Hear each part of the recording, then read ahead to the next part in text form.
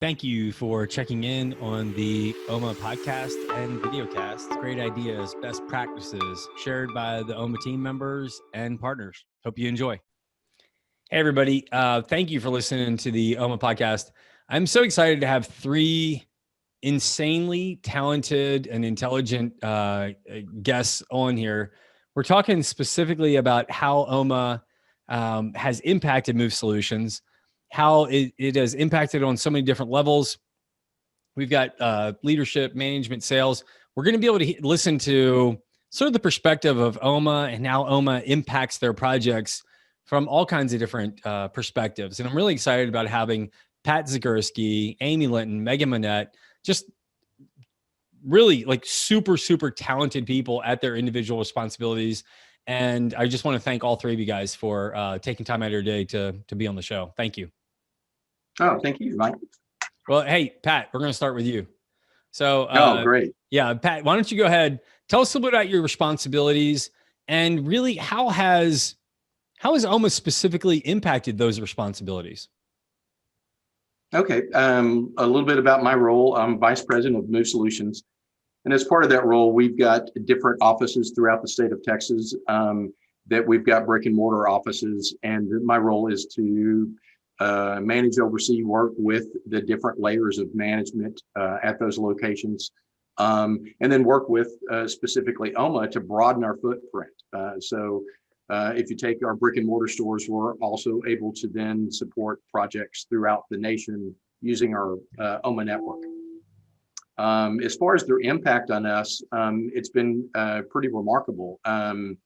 What we've been able to do is say, here's where we normally traditionally did business out of our Dallas, Fort Worth, Austin, San Antonio, and Houston offices, to expand into now we can offer that same footprint is pretty much throughout North America. And then we've got OMA partners across the country and for that matter overseas. So we can certainly support projects in Europe and Asia. And so it's really broadened our ability to offer our services to our customer base. I appreciate it. Amy, tell us a little bit about you, your responsibilities, and how has OMA impacted that? So I'm the general manager of our Dallas office, and I manage, I have 10 sales reps here. I was formerly the general manager of our Austin office as well. So I've had over a decade plus of experience directly with OMA partners as a sales level and as a management level. I think the thing that's really impacted me the most is I have the ability to call someone that's at my level or above and get advice from other people to get a little feedback on how they would handle a situation in their city before we actually develop an response to an RFP. When my salespeople are sitting with me and we're going through those things, I can really have a discussion at a high level with someone that's my peer in the industry with the experience that I might not have in their market. That has really helped format some larger nationwide and international contracts that we've discussed because I would never have had anybody else to call. So I think for me in management, that's probably the biggest impact it's had. I'll let Megan talk to the sales side. I did the sales side as well, but she has a little bit more experience with that these days. No, Amy, I agree 100%. When I was in the furniture industry here in Atlanta, and if I had and we've got plenty of Fortune, 50 companies in Atlanta. When I would go do a project out of market, we're kind of out of luck, not having those peer relationships to be able to call. I know I envy you having that opportunity because there was times I had, one of my biggest clients and I was trying to do just like a 2-room project in DC. I almost lost my client because of I not only did I not get the A team, I didn't get the B team, I didn't get the C team. I don't even know what their D team was, but that's good to hear. I like that a lot. Megan, when it comes to Move Solutions, what are your general responsibilities and how has OMA impacted that? Well, at the moment I am in sales. I'm one of Amy's 10 sales reps. I've been in sales just under 2 years in the Dallas market, and I am responsible for local, regional, national, and international to a point, Canada moves. And OMA has opened doors for me that I didn't even know were possible. Not only, as Amy was saying, with the experience level of the people that I'm talking to, but the willingness to help in the really the willingness to help in whether it's a question about, hey, how do I do this? Or, hey, I need this. What can I do? What do I do? And, in those markets. And so OMA's really, really helped me not have to say no to my client, which of course that's not anything we ever really want to say to our client. So OMA's been incredible for my sales platform. Yeah. I almost wanted to ask you, who was your favorite OMA partner to work with on the projects you did last year, but I didn't want to put you in a bad spot. All of them. All of them. They really have done a great job of just the immediate response and that was me. Sometimes there were times where I had to call that person at the top level that says, hey, I've got something crazy. Can you help? Call Megan. And they're absolutely, just drop what they're doing. And that right there has made it a game changer for us as an organization. Just knowing you have that support, you've constantly got somebody that's got your back, has been a real positive in our future and our past. That's good. Absolutely. And I mean, 27 OMA members, 103 projects in the last 9 months to a very, very difficult client base.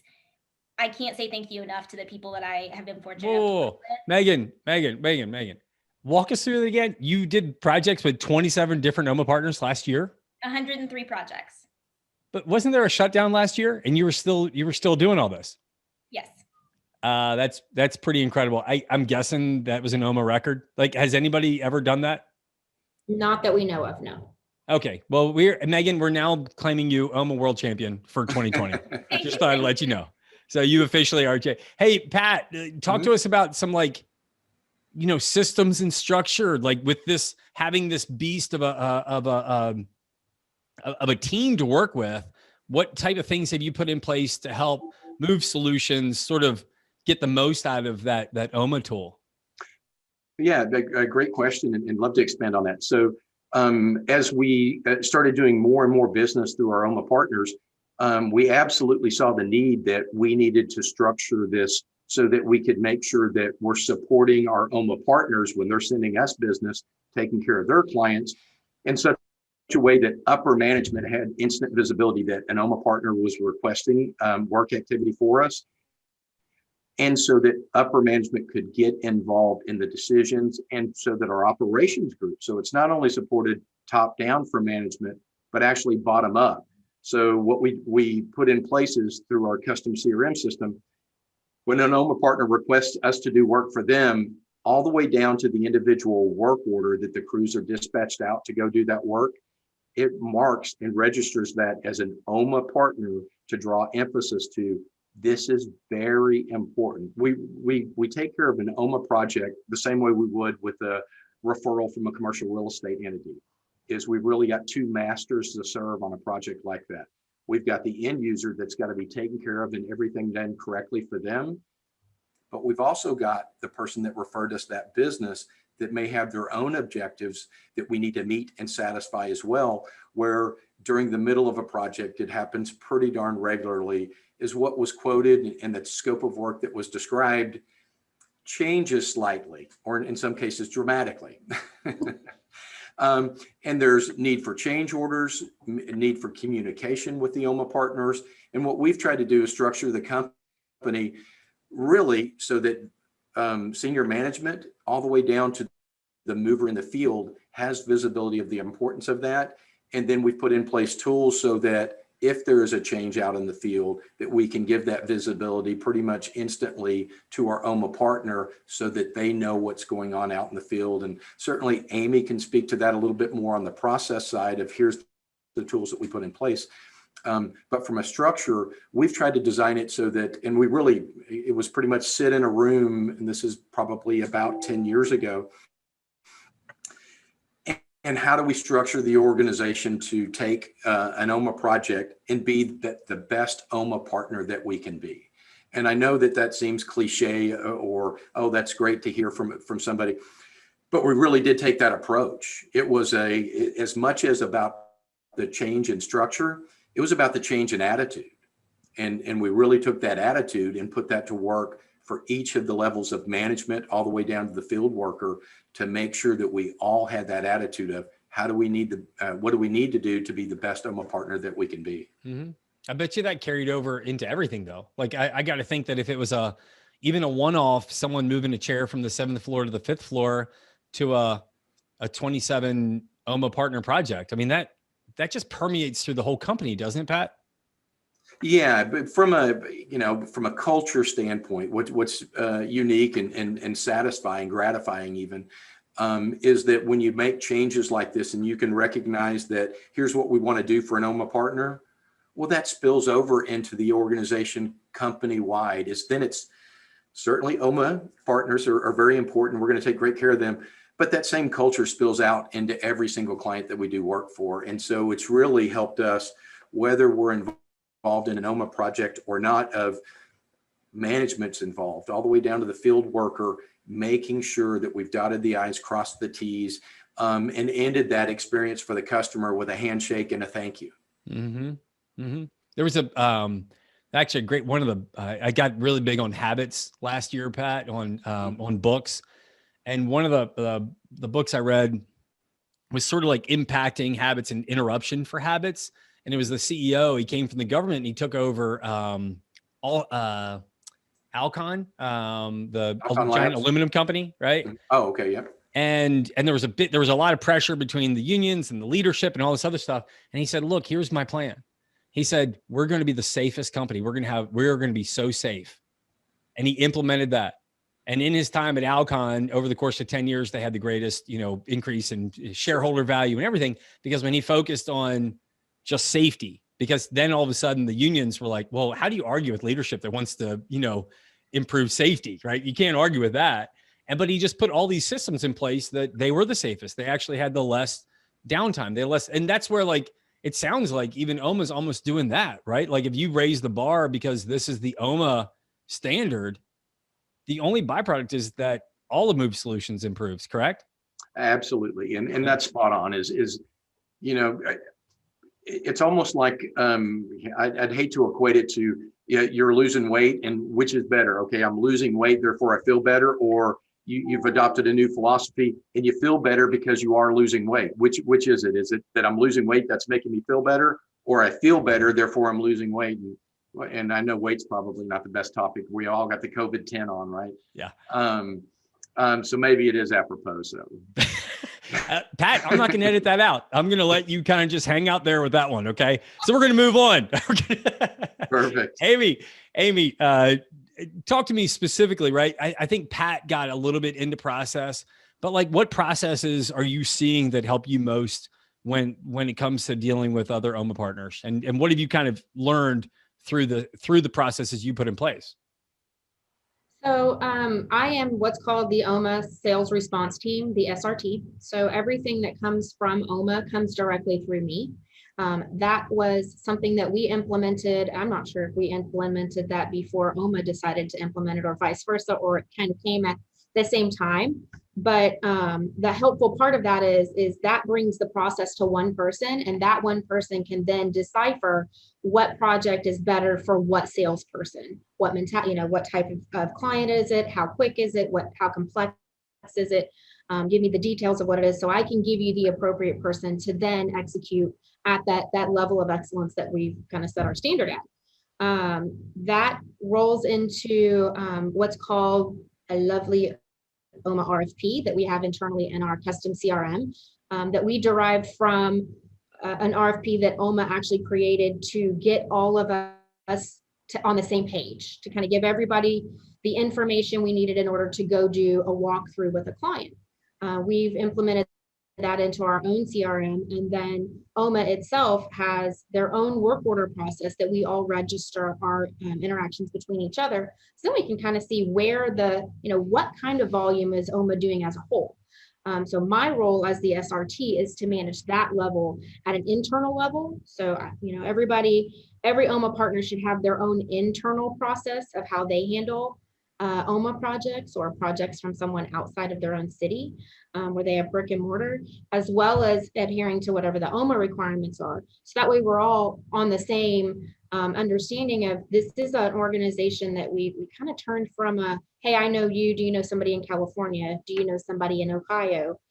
To this organization that has turned into this giant web of wonderful people that we've just derived all of these interactions, and we've commingled them into kind of a streamlined process across the facilities. That way I know what's going on. Even if it came out of our San Antonio office, I know that salesperson is working on something in DC. And I know who to call if that person has an issue, to make sure that we can all serve our clients successfully. Because the end result is our OMA partners are amazing, but we want them to look amazing in the eyes of their client. So whether they're working for us or we're working for them, we all kind of have to have a process of our own to make sure that's successful for everybody. I like it. I like it, Amy. All right, Megan, this is a tough question because this is where the rubber hits the road. So we got Pat building all these great, structure systems. We got Amy supporting you with insane process. You've got this whole OMA umbrella. You did over 100 projects, 27 different partners. Did it work? It did. It did? Absolutely. We didn't have one failure whatsoever. It's okay. It's just us talking, Megan. You can tell us. Like, did it actually work? It's just you and me. 100% worked. All right. What is it? Like, what did you see? Like, now that you kind of recently heard Pat and Amy talk about it, like what was it about those systems they put in place that helped you be able to pull that off last year?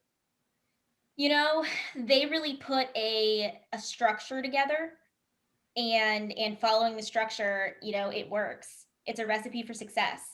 Too much information is never enough information in these kinds of times. And when I can't fly there because of, the pandemic, I have to be able to have somebody that I can trust, feet, boots on the ground. Hey, look, how would you handle this? I need you to be me on site. I know what I would do, and being able to talk that process out while also supporting my client and helping them be successful on the ground. The RFP system that we have and that OMA has and everything has been first class. Communication is absolutely key, and that is really the only way that this whole thing was pulled off. Little pieces of information really do matter, and I learned that a lot of times. So I couldn't be more grateful to the OMA partners that I did work with on them bringing their experience into my projects. I mean, it usually takes about 3 years to bring a salesperson up to speed, and getting thrown into last year, I'm really grateful for the people that I was able to work with and them helping support me and asking the right questions every single time. Sounds good. I love the fact that we actually have sort of like the visionary of Pat kind of putting this big picture together and Amy implementing it. But then Megan, like, if it didn't work, it wasn't going to work last year. So good job. Good job. Like, nice job. All right, guys, this is our final question. So everybody just kind of gets to go around. If someone's listening, maybe they've got a multi-city project coming up in 2021 or 2022. What's the really good piece of advice you could give them? And you can't say, call me. That's not the advice you can give them. The advice has to be like legit. Like, what are some things that they need to be aware of, some pitfalls that they should have a heads up about? And Amy, I'm going to start with you. So, again, I'm somebody listening. I've got a multi-facility project coming up. What's a good piece of advice you can give that person that's listening? I'm going to tell you that verbal vomiting, which is an awful thing to say, but every single detail that you can tell me that you think means absolutely nothing to me, it will either help me or help you, right?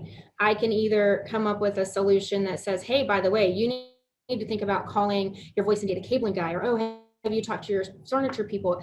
The earlier that you can get the information to people that are in the process of doing the move, the better. A lot of times we're the last ones to be called in, when a lot of times we kind of can solve some things pretty easily early on that impact you a lot less financially later. So as much detail as you can get, as early as you can get, And even idle conversation that's, water cooler chatter sometimes comes up with great ideas that can really minimize some bigger issues later on down the road.